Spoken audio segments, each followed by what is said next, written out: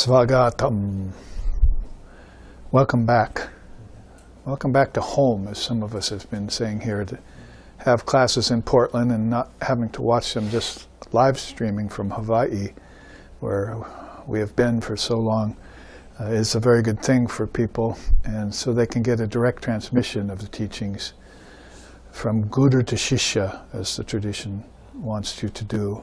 And call that Dharma. It's kind of leaning more toward how the Buddhists call it nowadays. In Vedanta specifically, it would be Atmagyan, or that singular knowledge of the self. Self being not a good word to use sometimes in Buddhist circles, but we mean the eternal self or the indivisible self, because there's, even Lord Buddha said it, the self is master of the self. Who else would the master be? That's one verse out of the Dhammapada. So he did make the distinction between the ego self and the greater self. Buddha nature, a word he used is pragyaparam. They say, oh, Buddha didn't believe in God. What nonsense. So pragyaparam is that supreme self. And then there's the lower self, or the anatman. And so their anatman is our ahamkara. Those are ego selves. But our paramatman is their pragyaparam, or Buddha nature. So it's just a matter of terms and getting it clear. Because, of course, Buddha was an Indian rishi,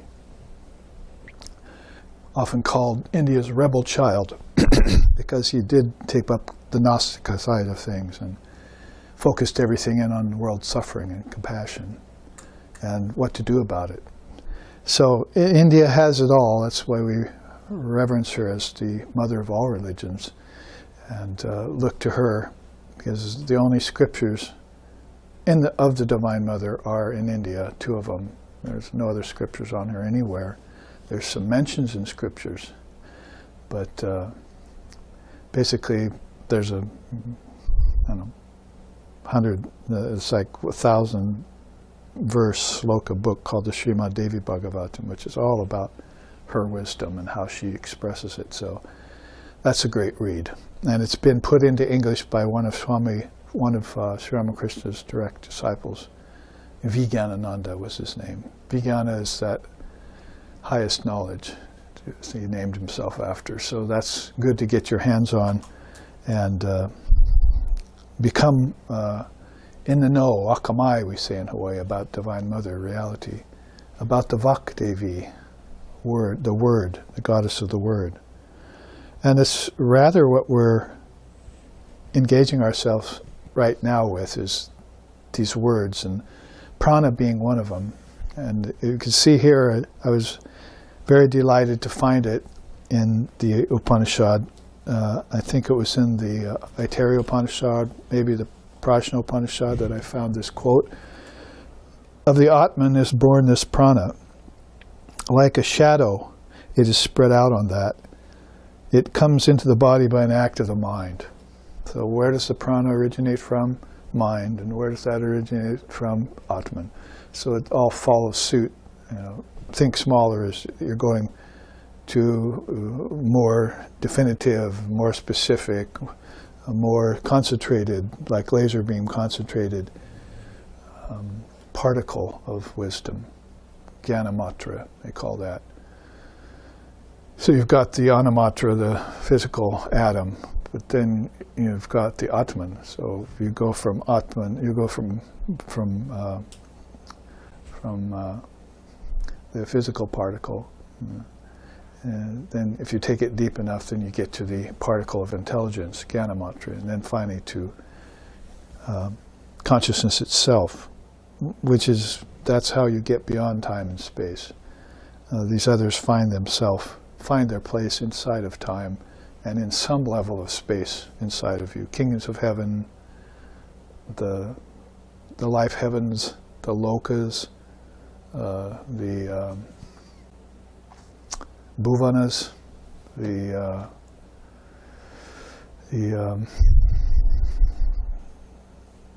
bardos. So you think of different religions, you think of different names they have for these inner worlds, and we don't have any of it's heaven, but we're still looking up there and saying, oh, I'm going to go to heaven, but anything that has to do with inside and the connections there is missing, has gone missing. And even intelligent people are then thinking about it just in terms of physics only.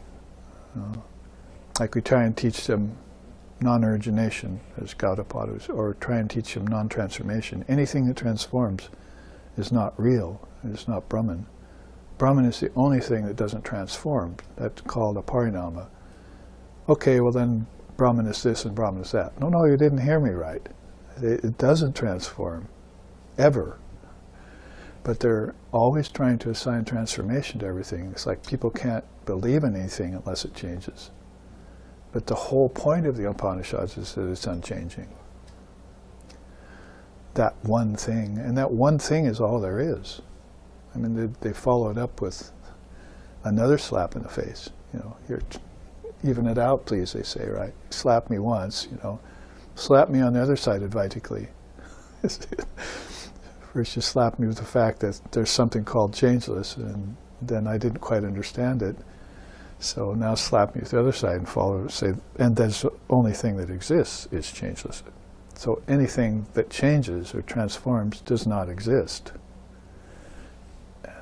because Brahman is changeless. So then they can't get it. Very intelligent people can't get it. So it escapes secular intelligence and conventional runs of thought and theories and etiquette. He said the word he used here in the Upanishad was etiquette. So you're going to have to think way outside the box, not just outside the box of physics, but outside the box of metaphysics, outside the box of mind, intellect, ego. And finally, when you get to the witness of everything, as I say, Vishnu Yoga, Shiva Yoga, you're looking both out and in, and you know what's asat and what's sat, what's real and what's not real. And you can, be in a place where you feel extinguished but not extinguished at the same time. And the different ways that they put this to us in Sanskrit, that actually translates pretty well into English for the most part. English is a very facile language, and it does take to the Sanskrit quite well. So we're fortunate about that. So getting us back into the subject here from the non-dual reminder, because we always have to keep bringing that forward, because if we study these teachings, we'll start to believe in change too. You see? Because Dharma and wisdom is all changing. Knowledge is changing. It's not the ultimate. Knowledge has to lead to truth, Krishna says in the Gita. If it doesn't, it becomes dangerous. I think that's just a description of America right now, that our knowledge hasn't led us to truth. And so it's sitting there as knowledge. Knowledge of how to explode things, knowledge of how to enjoy things, knowledge of how to covet, to dominate. These are all called Astabala Siddhas in the ancient time, the 6 occult powers. And it's like that's what America majors in the university of the world, is how to dominate and so forth. So, we have to look at that very seriously and return to the time of the rishis, bring them back. Vivekananda said, Ramanuja and Chaitanya and Madhva. You read those very words of the Gospel this morning. All of those great souls that have given us these teachings through this particular yuga, because there have been many yugas prior to that. Vedavyas has come, more than a dozen times to bring the Vedanta back to us. That's why Krishna mentions it in the Gita. I've come back many times to. It's right there in that picture, and in that Sanskrit phrase there. From age to age I return to resurrect the Dharma and destroy the old Dharma, or the Adharma. So that's happening all the time, and we can remember it even in an age like this. I think they finally found the battlefield of Kurukshetra, and they're talking about like 3,000 years BC now. So that was a surprise to some historians. Some thought it much older, some thought it much younger, but it proves it that it's there. And Krishna and Arjuna were on it, most likely. So it's not just a kind of something that you can doubt anymore. Even for people, since they believe only in physics, well, there's the physical field, we found it. Okay, now where's your doubt gone, you see? Or where's your faith? So keeping track of all those things inside of history is what's called relativity. So that's a good thing to witness, and detach from. Because it's going to change in another 100 years, and it'll change again and change again. And it's part of the reason why we don't remember our past births, because souls are born generally every 100 years or so, Holy Mother says. Some of them will stay away for much longer, like realized souls will, 700 years is not too long to stay out of the body. Some don't come back to the body again, and there's some who are born right away, like within months. So it's very hard to keep track of all that, and there's nobody really writing it down, like some register of souls somewhere, except if you could find Yama, the Lord of Death. You could say, well, when was that person born? Which yuga do you mean? And which lifetime are you citing?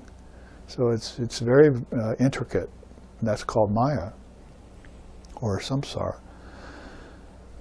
So anyway, in all of this, if you are able to keep your prana without spikes flowing, and it doesn't just depend on food. That's a kind of food faddism that's overtaken even India. Cuisine and all that, become important, but it has to do with what you take in first here, and then how it translates out, not the other way around.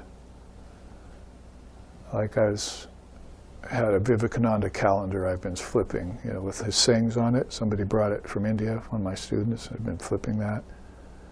So he says, who ever heard of, isn't it true that, or how do you say what that is? Doesn't man make money? Who ever heard of money making man? I never heard him say that one. So it's the same with everything. You could put it in a little different wording and say, isn't it true that mind makes nature? Who ever heard of nature making the mind? See? So if you put it that way, all of a sudden you really have to think about it more seriously. What did create nature? Or was it ever created? I mean, let's put non-origination aside for now, because that's just non-dual. Nobody's going to understand that for a while. You'll have to contemplate that a long time to find out that it's just all rising and falling of phenomena, as the Buddhists put it, and none of it's real. None of it's real. The one that's real is the one that's making it rise and fall, the witness of it.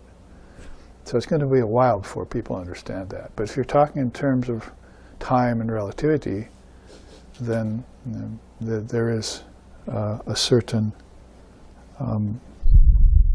as Gaudapada puts it in his Karika, there's a certain etiquette or a certain way of talking about origination instead of non-origination that is a concession for people who cannot yet understand non-duality. It's a concession. So that's put in Gaudapada's own words.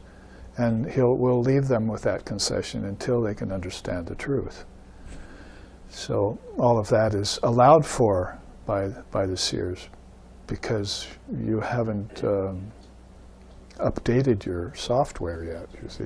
It's put in the next version of your own intelligence, your own upgraded intelligence, and looked out anew on things with the next fresh set of thought, next fresh set of mind, and so forth.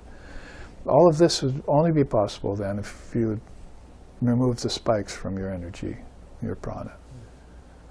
And those spikes aren't just around food and not just around thought. They're also around states of awareness, waking, dreaming, and deep sleep.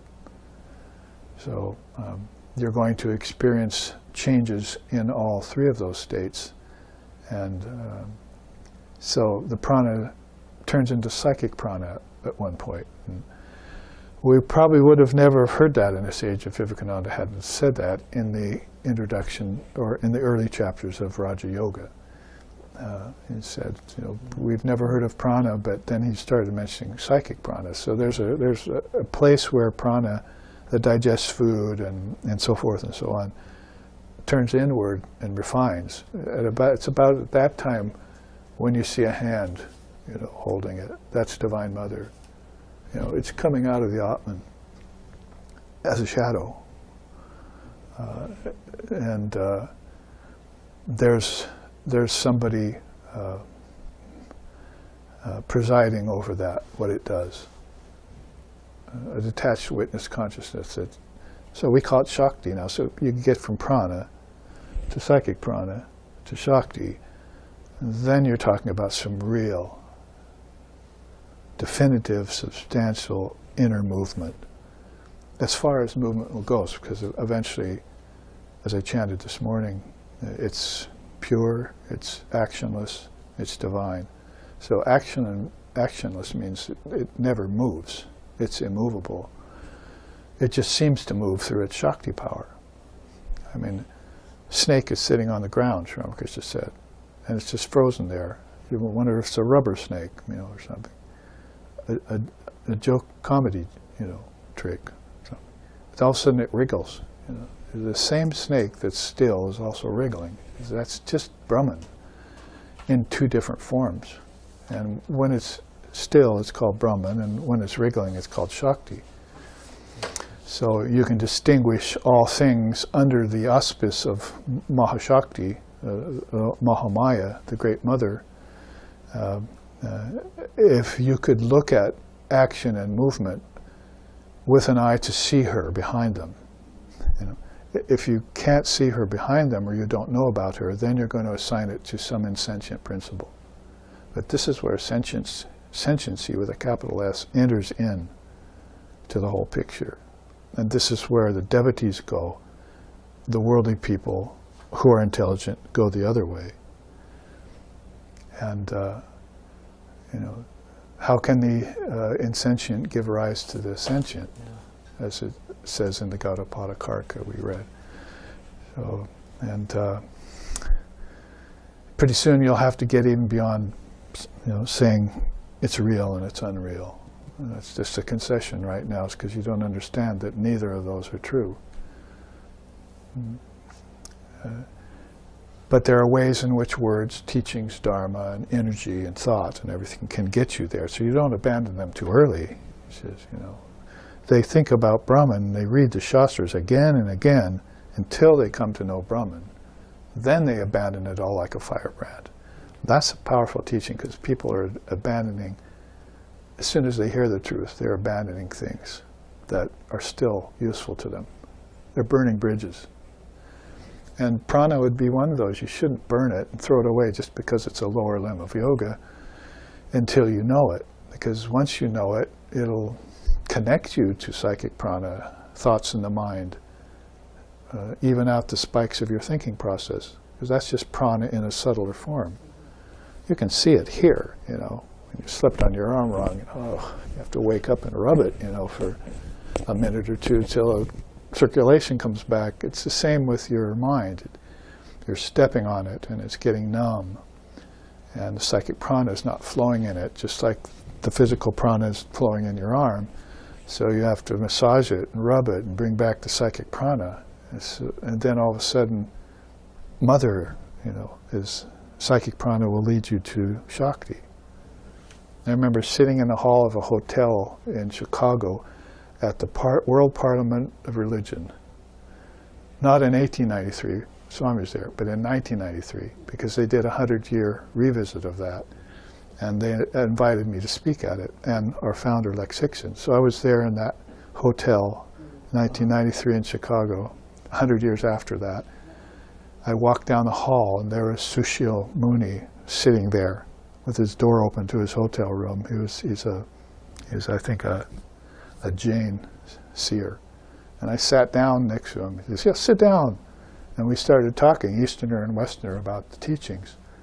So, and up and down the hall, that they had all these people who were speaking on the religions. Their doors were all open. The other floors, they're all closed, Stay away. It's just like, you could just talk to anyone. It was great. But he was talking about, oh yes, Babaji, you go outside and take a handful of dirt. There are thousands of Shaktis in that. He was talking about Shakti in that way. And so this is the connection you make. And it might sound, well, it may jump to the chase a little bit. Isn't it true that if everything's Brahman, all is Brahman, that you'll come back here and you'll see all this is Brahman? The very same thing you renounced as Maya is actually Brahman. So you're going to have to see through the appearance of things foisted by the waving of the firebrand in your own mind before that will be true, so you don't discard things too early. You use them. And I would say you wouldn't even burn bridges after that. You'd keep them. Like people say, oh, thanks for the teachings, and I'm going on my own. Well, I thanked my teacher, Swami Sheshananda, for the teachings, but I never abandoned him. See, what's that all about? Betrayal. That's what it's about here. It's all betrayal. It's one of the lowest things you can do. But besides that, personally, it's like, this is the most powerful thing you've been given in your whole life. You had a father and mother, but you didn't have a guru who is your true father and mother combined. You look under the Om Triputi, father, mother, guru. That's because mother creates, gives you your body. Father preserves you while you grow up. And the guru destroys it all in the end. And shows you that father, mother, and everything was a bunch of garbage. Family life was a bunch of nonsense. Ultimately, it didn't even exist. It was a dream you had. So all reverence to the ancestors and all reverence to the gods and everything, but I am the Lord, myself. I and my Father are one. I am that. I'm a Vedantist. I can't see God anywhere except in myself, Vivekananda said. So when that comes to you, then non-duality is breaking like a sunset, on the horizon. It's breaking through everything. And sunrise in the morning, sunset at dawn, at dusk. I see no difference between the two now, the Avadhut says. Because a man has come from me from a land that never sleeps, and I can't practice meditation in morning and night anymore at the holy hours, because the sun of her wisdom never rises and sets. So if you find the Divine Mother, Shakti, through the right connections, that's like eternity just came to you, and relativity just died. You don't believe in changes anymore. You only believe in the changeless, and you just posit yourself there, and you never move again, like Buddha under the bo tree. Welcome to the province of the enlightened, Gaudapada say.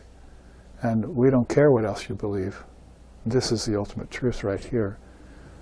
We'll give it to you as a concession. If you think things change, and you think that you grow, you're teaching your children that they grow, when that's not the case. They're already the Atman, always have been. Growth is a dream you're having. Atman doesn't grow, Brahman doesn't grow, truth doesn't grow.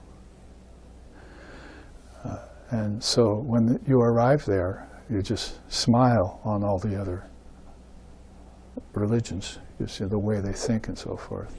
And you'll come here eventually to know that all is indivisible and all is one. If you don't like the word, then say not two, like the Buddhist says. It's not two.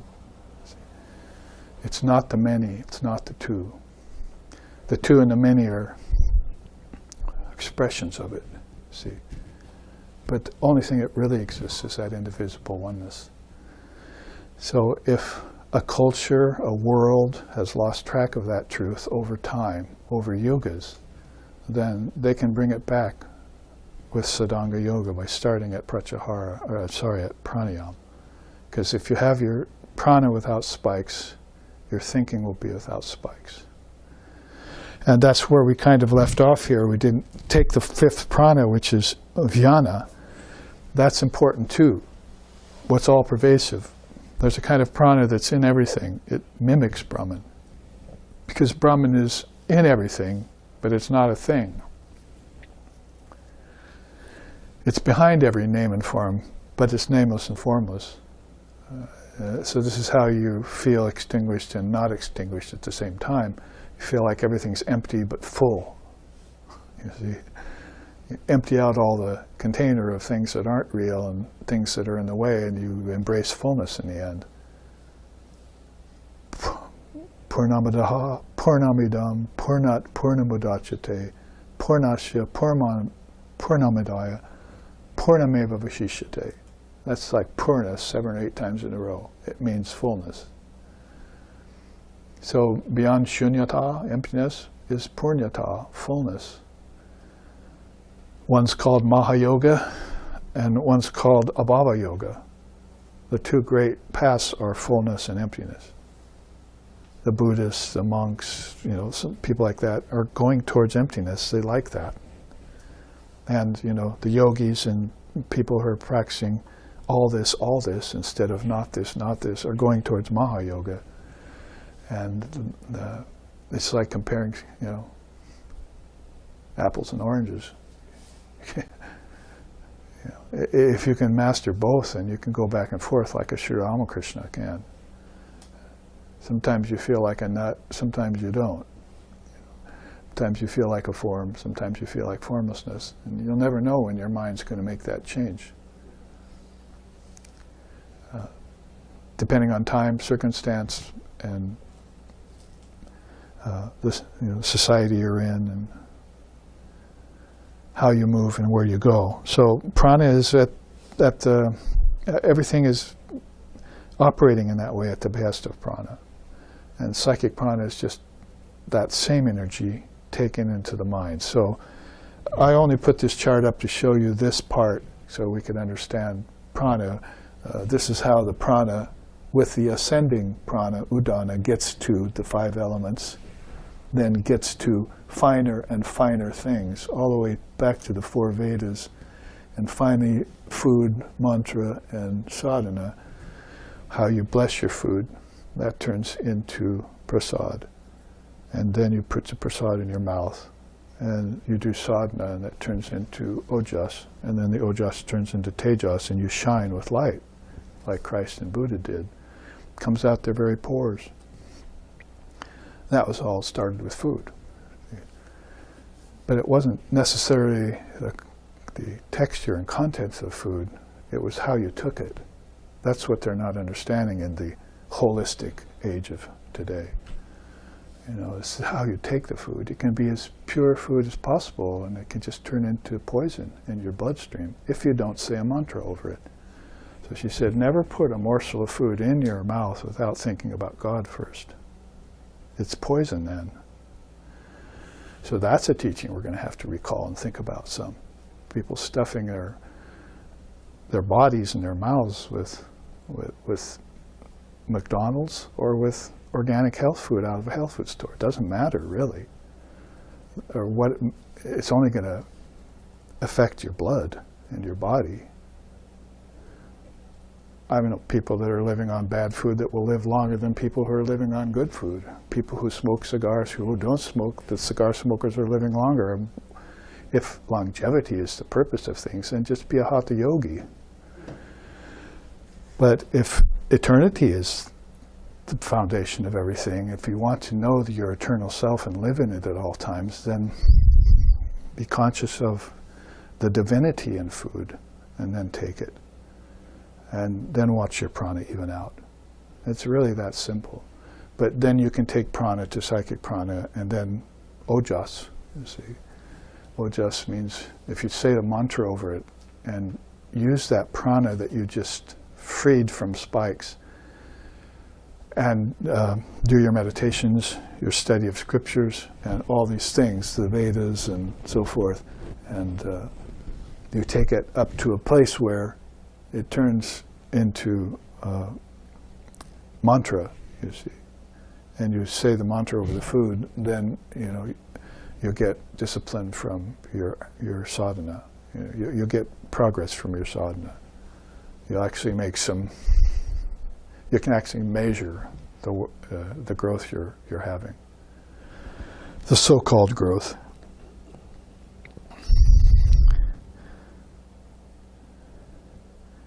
So, to talk about Yama, the Lord of Death, or talk about prana, eka prana, this God, the rishis say it this way: how many gods support all creatures? They asked the rishi. Who's the greatest God? He replied, the ether is that God, so is air, fire, water, earth, mind, and senses. These, standing forth when they were called, manifest their power and declared, we hold the body, we support it. Then the prana stood up, and he said, don't be deluded. I alone, dividing myself into 5 parts, hold and support the body. But none of these gods, air, earth, fire, water, ether, mind, were disposed to believe him. They were arrogant. So he abandoned them. And when prana left them, they all fell flat, dead, as they couldn't move. As Sri Ramakrishna said, if Shakti abandons me, I can't even lift my finger. See? So, just as bees leave the hive when the queen does, so speech stopped speaking, mind stopped thinking, ear stopped hearing, eye stopped seeing, and all others departed when prana departed. So then he came back into them and they all praised him.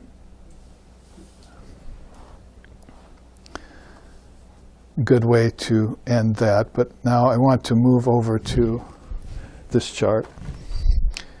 And so that we can follow this prana to psychic prana. And we're going to have to bring in something very esoteric and subtle called tanmatras. If you take the word apart, matra is a tiny particle, so, and it's tanaya, matra, so it means just the particles of mind that will turn, particles of thought that will turn into objects. So we don't think that way. We think nature produces on its own, but the mind really produced nature, and it did it with the help of tanmatras and prana. Just like flowers are emitting fragrance out there that you can't see. It's tanmatras are coming out of the flower. And just like there are tiny particles in everything. See, those are called tanmatras, but we use that as an analogy, but we don't know that the tanmatras before the physical kicked in, were subtler than that. They're actually particles of our thought. So this is a way of connecting us back to mind creates everything via sankalpa, Krishna says in the Gita.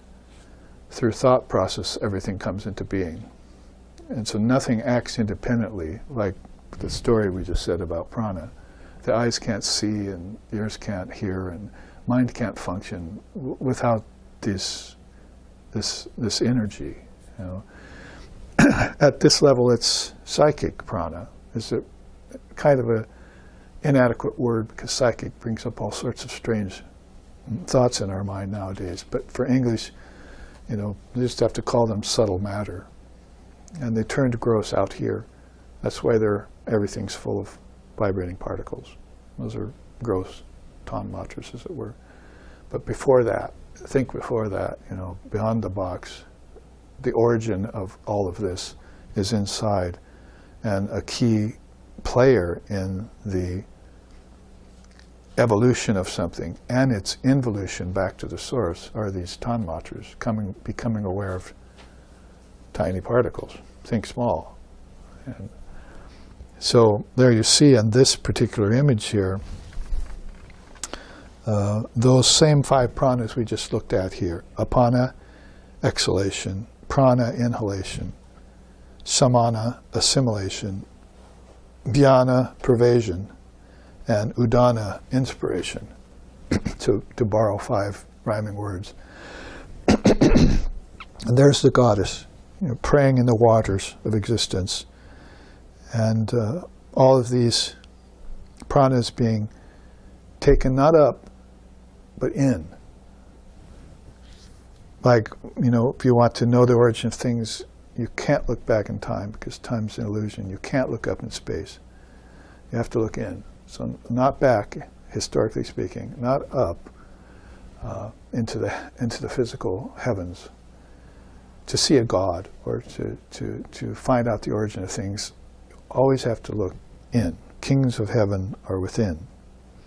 So when you do that, you'll find out that lokas, kings of heaven, lands, like Christ said, my Father's house has many mansions, right? So he's really talking about the lokas, what we'd call bardos or lokas or akashas. That's the word I was fishing for in my mind. Akasha is a great word in Sanskrit. It's a kind of space. Pranakasha is what we're talking about right now. It's a kind of space that's there after everything physical gets taken into it.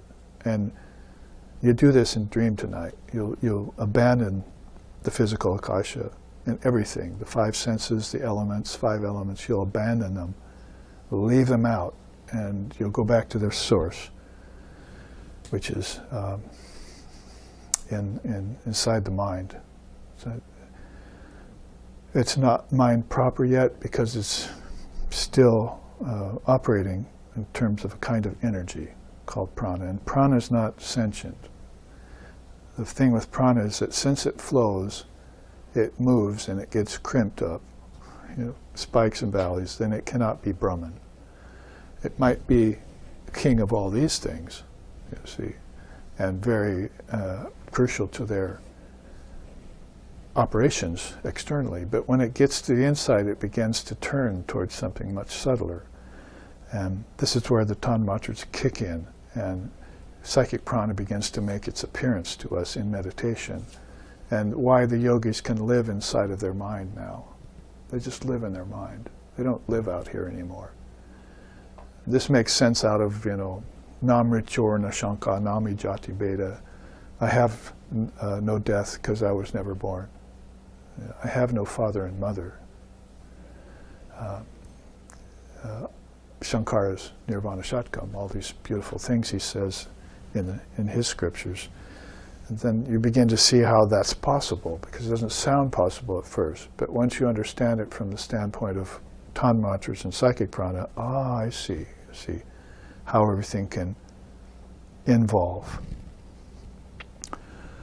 Parusham artha shunyanam gunanam prati prashavaha Koivalyam swarupa pratistam vachiti shakti iti. The very last sloka or sutra of the Raja Yoga. Very last. This divine power which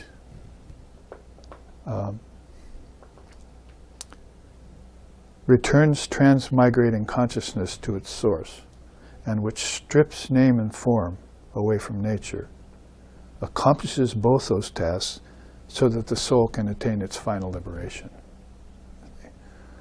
Koivalya Swarupa Pratishta. This is Divine Mother.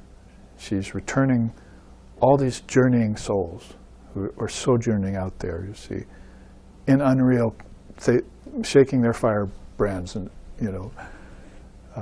having their sankalpas, living out their desires, have their dream lifetimes. She's returning this back to the source all the time. But as she does so, she's going to have to strip away everything they dream about, which are names and forms. So if you're adhering to names and form, Patanjali calls that clinging to life. It's the fifth and lowest hell that you can get to. The first hell is forgetting yourself. The second and third hell is getting attached to things that are unreal and becoming averse to things that are real. The fourth hell is, they're called the kleshas in yoga.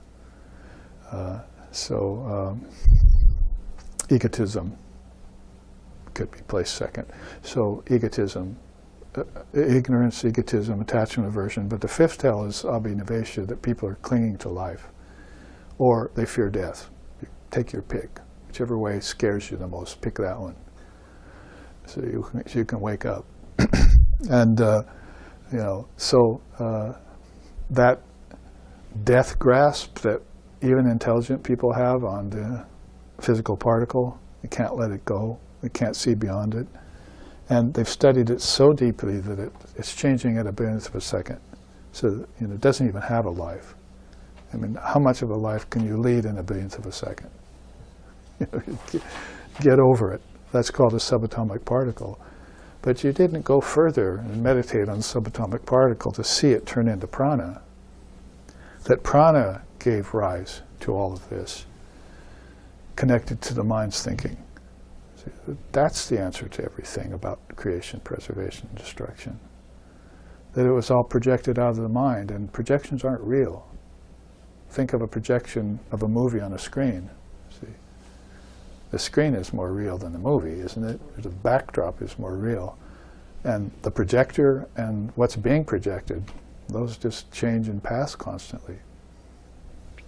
So that backdrop is this divine reality that reflects everything back at you. But you have to realize that it's a reflection and not the reality in and of itself. And that your mind is the projector, and you can turn that off.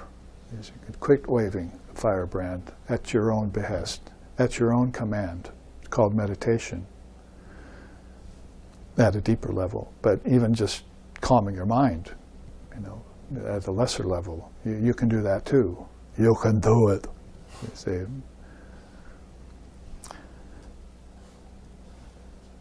So all of this as a kind of filler to the teaching of Tanmatras and psychic prana. You can see here how I arranged this so that somehow we'd have a visual and a way of talking about psychic prana, because even Swamiji said, that it's kind of been forgotten.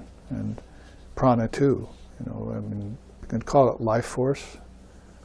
The French call it élan vital. It has something to do with the essential functions of senses and body and objects and hunger, but its source is never indicated where it comes from. It comes from the Atman, like a shadow of a man comes from his body.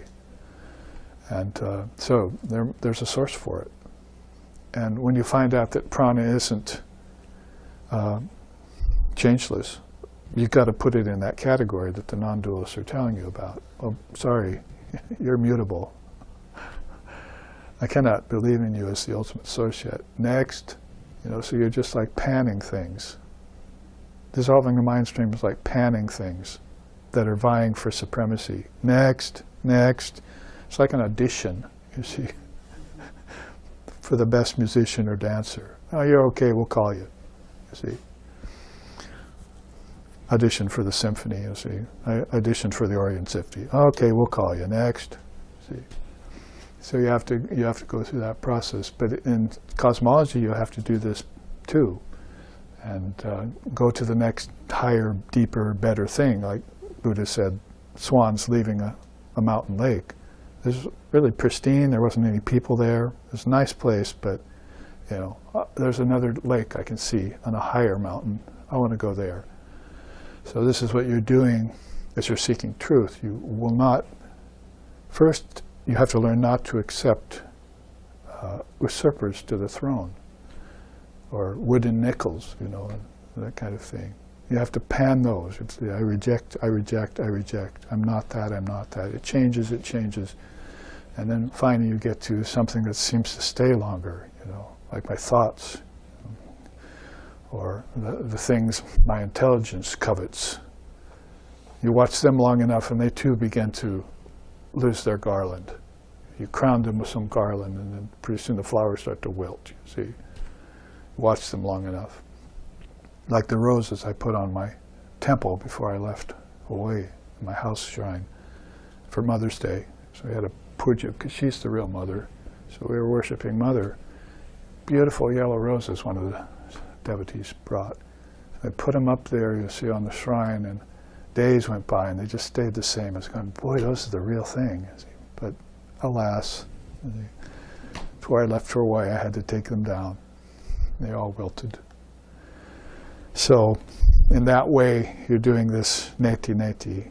We call it classic Vedantas, neti neti. Not this, not this. But you will come to something they hardly ever tell you about. It's called iti iti. All this, all this. So when you find the one thing that's real, then everything else becomes okay. But until you find that one thing, it's all risky. To say the least, it's risky. It's dangerous, including the ego is one of those things you gave away. I offer the small self to you, Mother. I offer everything at thy feet. This is just a pillowcase, you see. And it's worthless, or it only has a temporary worth, you see. But I can't vest everything in it. I can't vest all my energy in it, because there's a higher energy that it's coming from. I need to find that higher mountain lake. So if you see these 5 pranas, over here, these 5 pranas are the version of these 5 pranas. I think this should be interesting to most people. Where is the psychic prana? What is it? Well, we called apana exhalation. So psychic apana, you see, so the energy in your mind, not just in your body, but when you find the psychic apana, you find that it's the power of divesting yourself, exhalation. You just breathe it away, right? So psychic prana is expelling negativities that are in. So you have to invoke the psychic prana like it's a god. It's one of her powers, you see. So you approach it gingerly and you say, will you function, please? I want you to remove this negativity in my mind. And then meditate on that, bring it into being, envision it, not imagine it. That happened back in the old days, where you were dreaming, but now you're awakening. So you're finding these gods and goddesses in you, these powers of the yogi that you'll never get to until you find the prana. That's why people aren't getting to them. They can't worship right until they find the prana, because Mother won't accept impure worship. The gods don't like impure worship. They'll run away from a person.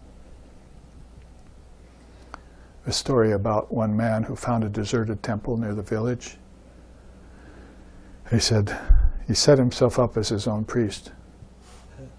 And so he put an image on the altar and he started worshiping it. And then when dusk came, he went out and rang a bell.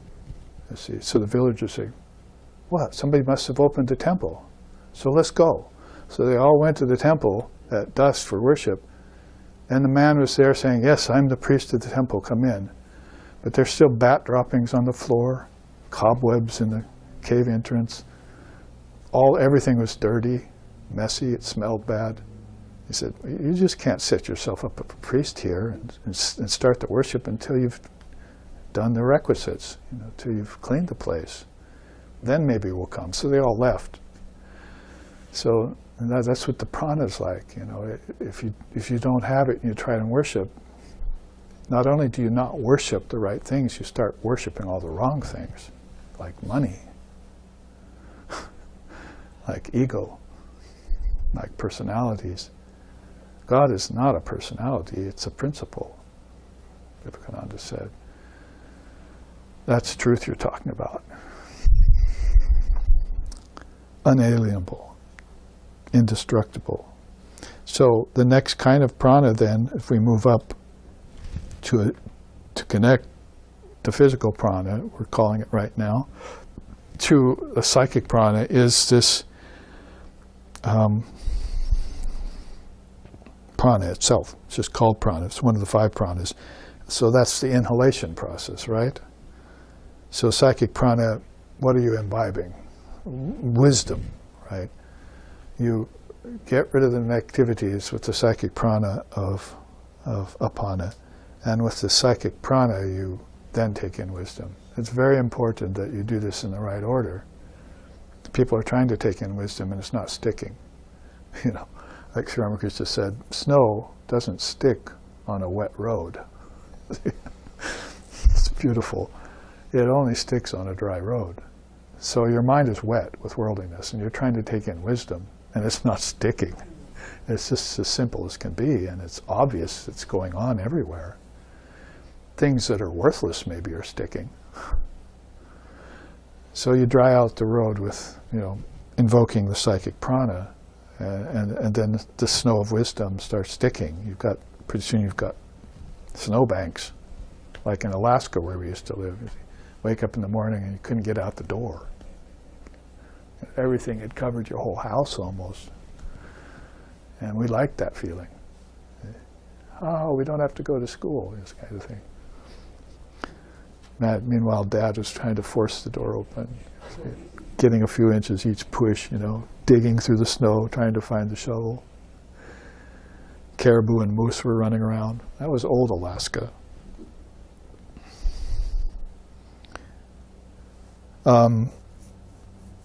We have to move on, more things to say, but this is the last time we'll meet until October around this Upanishad. So let's at least get the psychic prana and prana, which is the first of 6 limbs of the Sadanga Yoga. It will get to pratyahara after that. With the prana, I'm saying then, you should be able to easily attach and detach at will. If you've got your prana together, you've got all your powers. So there's no reason why anything should ever disturb you again. There's no way that anything can impede you if you've got prana under your control. It's the secret of the yogis, why they can do such marvelous things. So the next is udana, and that's that upward rising prana, that if you get a hold of, just all these problems go away, like boredom, or want to commit suicide, or people writing me about that, and all these things that people are complaining about. I'd just like to be able to tell them, well, can you get a hold of the udana for me tonight in your meditation? And what's that? So it's all qualification. Qualification is king. That's one of the mantras for Vedanta. Qualification is king. If you haven't got qualification, you're not going to make much progress. But if you've qualified yourself, you can. Quick and swift. So you work on that. That's the sadhana aspect of everything. So whereas udana was a way of inspiring yourself, when it turns psychic in the mind, it refines that wisdom. You take that inspiration in, and with that energy, you have it now to look at. It wasn't like something that you were trying to find and getting distracted about, or worrying about it becoming yours. Now you have it. You see, that's the thing, you've attained it. So now all you have to do is meditate on it, and all the wisdom that's in your mind is getting matured as you do. And so that's where everything's getting good. That you don't have to worry about things going away anymore, losing things. That kind of brooding goes away too. Then samana is assimilation, you said, like assimilating nutrients from food into your bloodstream, into your organs. That's the way they usually think about it. But if you took it to the psychic level, in the mind, we're talking about body-mind connection, then it digests that wisdom. So you rarefy it first, and then you digest it. It'd be like having good food, but you want to prepare it in a certain way so that it's easily digestible, so that even a baby can digest it, Vivekananda said. All this queer yogiism that comes from India, and these strange ways of thinking, they have to be prepared for today's people in today's day and age, so they can be so easily digestible that even a baby can manage it. So this is where, if the psychic prana is operative, that you're able to do this.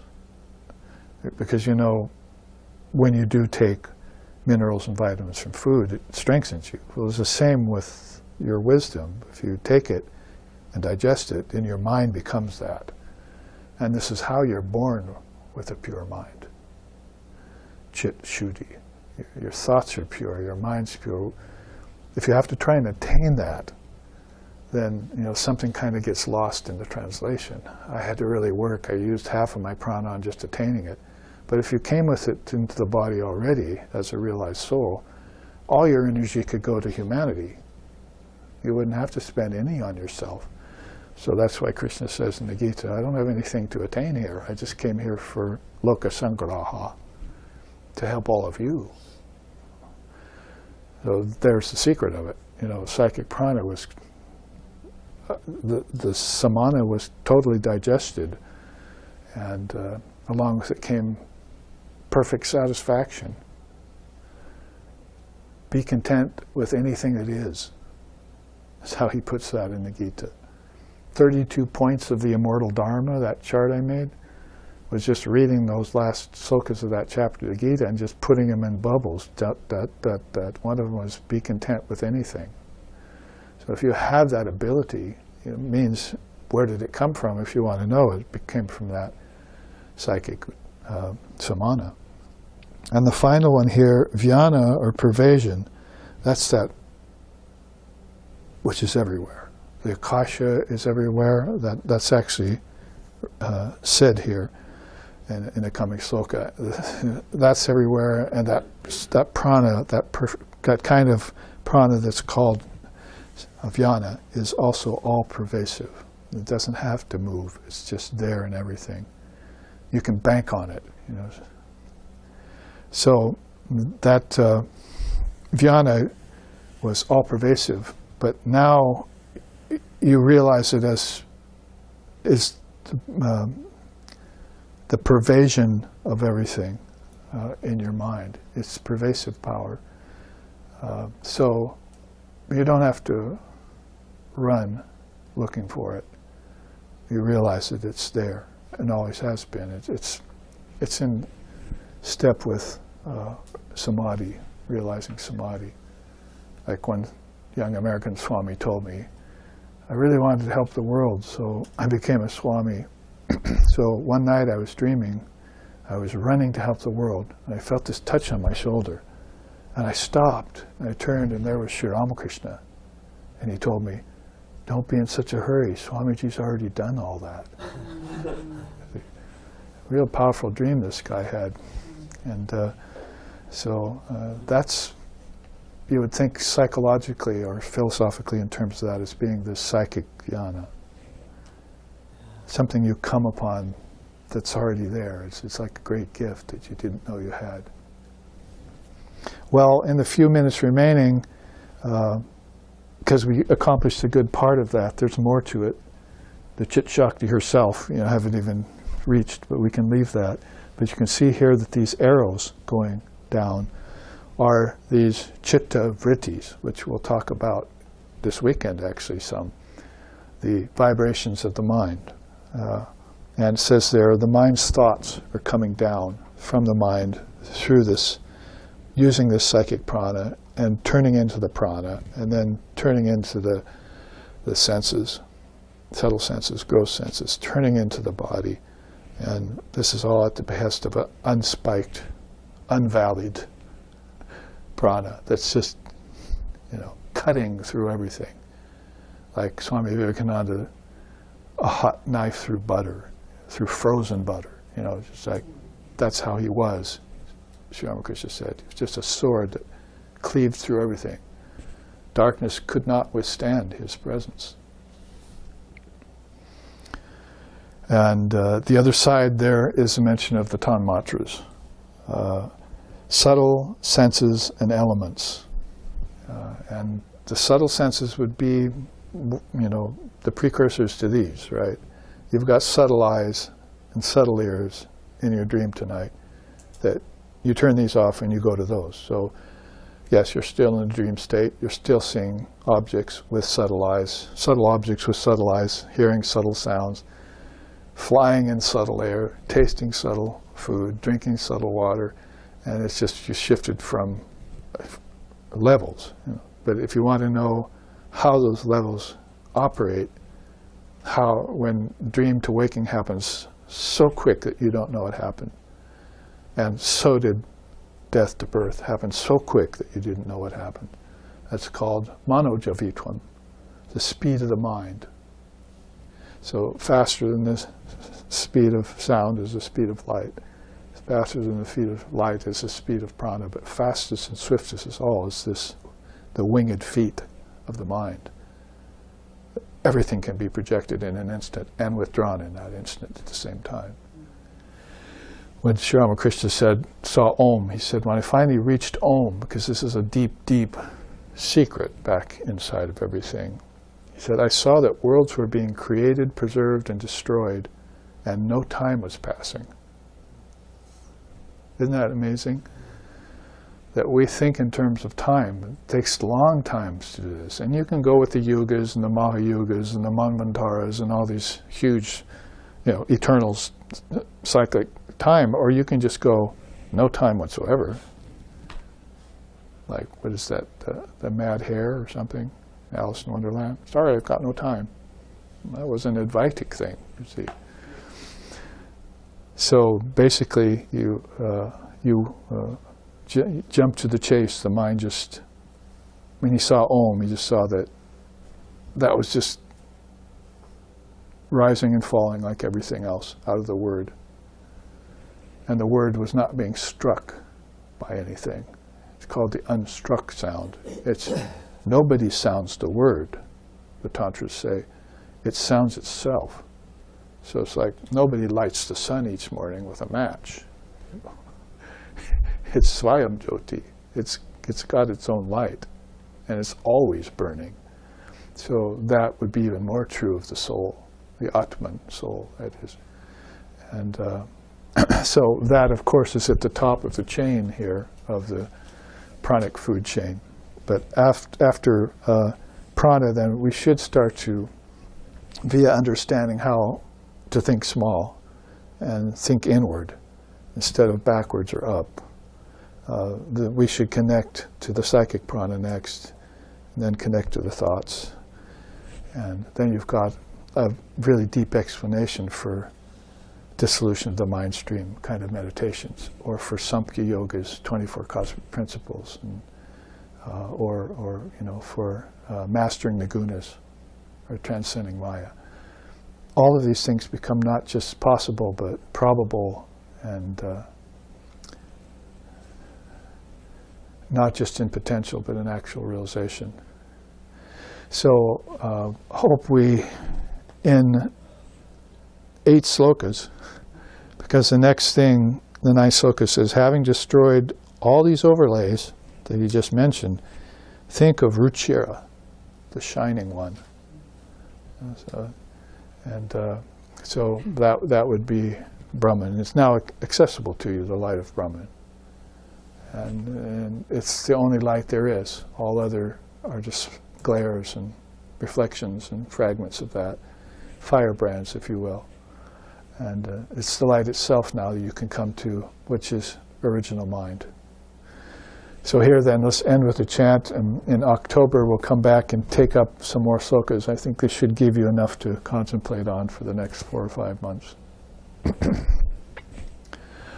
Om Tachnayo, Om Tachnayo Ravrini Mahe, Gatung Yagyaya, Gatung Yenupataye, Daivi Swastarastu Naha, Swastir Manusebhyaha, Urdhvam Jigatu Pesajam, Sangno Astu Dvipade, Sangchatushpate, Om Shanti Shanti Shanti.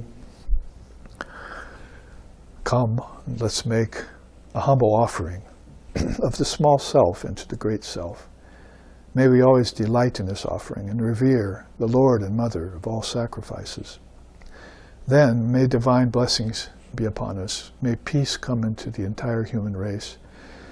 May healing, well-being, and prosperity then also abide with us. Om peace, peace, peace. May peace be unto us. May peace be unto all. Om Hari Om.